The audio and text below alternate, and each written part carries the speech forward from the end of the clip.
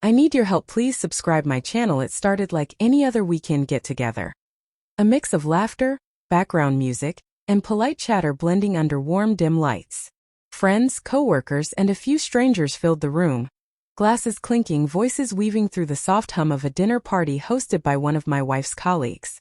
I was standing near the bar, chatting with a friend from work, when my eyes drifted across the crowd and landed on Emily. She looked stunning. The red silk dress she wore caught the light with every move, effortlessly commanding attention. But that's not what held me. It was how she was behaving. She was standing far too close to a man I didn't recognize. Her hand brushed his arm each time she laughed. The way her body leaned in, open, relaxed, inviting, said everything words didn't need to. His posture mirrored hers, confident and casual, like he'd been there before. Something inside me twisted. A quiet, familiar ache of anger and disappointment settled in my chest. The subtle touches, the low laughs, the stolen glances. I'd seen them all before. I told myself to stay calm, to breathe, to keep my composure. But the longer I watched, the clearer it became. The woman standing there wasn't the same one who used to hold my hand like it was her lifeline. When I finally walked over, she looked surprised for half a second, then quickly recovered with her usual charm. "Hey babe," she said, smiling, though it didn't quite reach her eyes. "This is Nick. He just joined the company." Nick extended his hand, grin relaxed, voice smooth. "Nice to meet you." I shook his hand firmly, deliberately. Emily laughed, that airy, practiced laugh, and placed her hand on his shoulder as if to lighten the moment. "Relax," she teased. "We were just saying how a little harmless flirting keeps things interesting." People around us chuckled. I didn't. I just looked at her, really looked. The smug tilt of her chin, the spark in her eyes that thrived on attention. And in that instant something inside me clicked. I smiled faintly. "You're right, Emily," I said.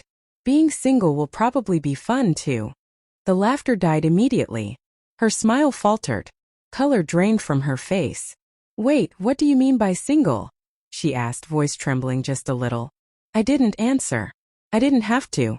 I turned and walked away, leaving her frozen in the middle of the room, surrounded by people who suddenly had too much interest in their drinks. As I reached the exit, I heard her voice call after me, soft, pleading. "Jason, come on." It was just a joke. But it wasn't. Not to me. It was the final crack in something that had been breaking for years. When we got home, the silence was heavier than any argument we'd ever had. She tossed her purse on the couch and crossed her arms. "You're really upset about that?" "I was just being friendly." I looked at her, calm but tired. "Friendly as saying hello, Emily. What you did was disrespectful." Her smirk slipped.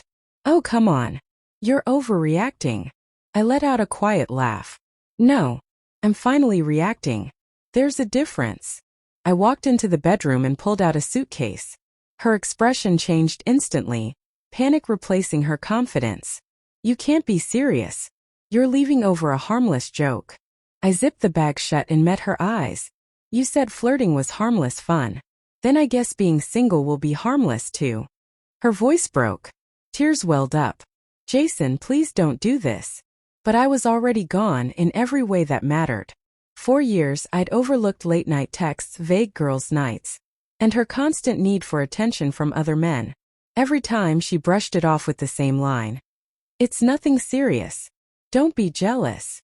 But jealousy was never the problem. It was the quiet betrayal hidden behind her excuses. I walked past her, and the sound of the door closing behind me didn't hurt this time. It sounded like freedom. The next few days were full of calls and messages. Long paragraphs of apologies, promises to change, tears over the phone. I didn't reply. Every word felt recycled. Lines from a script she'd performed too many times before. She didn't miss me. She missed knowing I'd always come back. The truth was, she'd stopped respecting me long before that night. That dinner party just made pretending impossible. Weeks later, a mutual friend mentioned her in passing. "She's not herself," he said. "Doesn't talk to anyone. Keeps asking if you're really gone for good." I told him the truth. I was. Because once you see the person you love laugh with someone else the way they used to laugh with you, something in you shifts. It doesn't break. It hardens. A month later, she showed up at my new place. Eyes red, face pale, voice small. Jason, please, she whispered. I was stupid. I took you for granted. I'll do anything to fix this. I listened quietly, arms crossed. You can't fix what you chose to destroy, I said evenly. She reached for my hand, but I pulled it away gently. You didn't lose me at that party, Emily. You lost me every time you laughed at my trust. I closed the door for good this time. No shouting, no bitterness, just peace. In the months that followed, I built a new life. A small apartment, a quieter city, a job that didn't carry her shadow. Sometimes I'd think about that night, about how her laughter died when I said those words. Being single will probably be fun too. That silence told me everything I needed to know. And now, when people ask what happened between us, I don't give details. I just smile and say, she thought flirting was harmless fun.